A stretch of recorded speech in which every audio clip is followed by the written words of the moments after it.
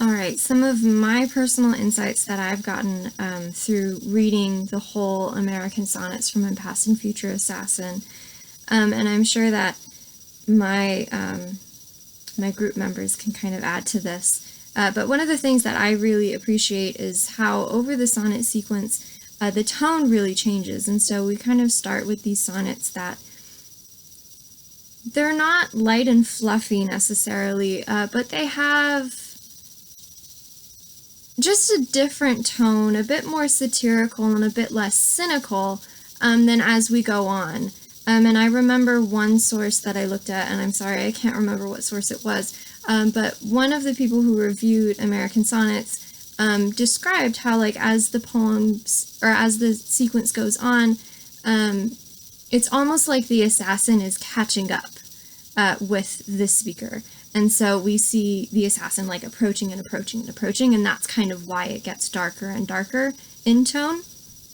Another thing that I really appreciate, and this comes from another source, is that there's always like a turn or a volta, and we've studied that all throughout the semester. But I encourage you to go back and think about some of the sonnets and how, and Terence Hayes says this himself, that the reason why he wrote some of these was to change his mind.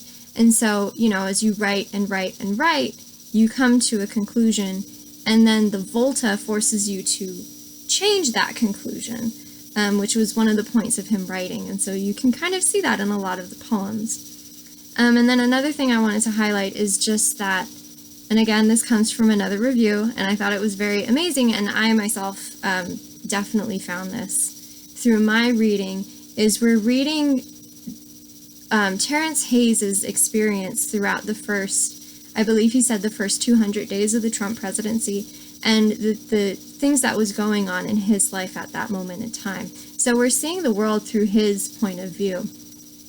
And as someone who is not Black, who is not male, and who is not the age that Terence Hayes is either, we see, or I see, the world at a very different level and a very different perspective. And so it's almost like we're getting this world that we, as the viewer, or me specifically, doesn't quite understand. And a lot of times it's kind of hard to untangle some of the riddles and some of the references within the poetry. And I certainly found that to be kind of a struggle. But at the same time, I think that's part of the beauty, because we are seeing the world through Terence Hayes' eyes, through his poetry. And I think that that's really cool that, we're given that opportunity.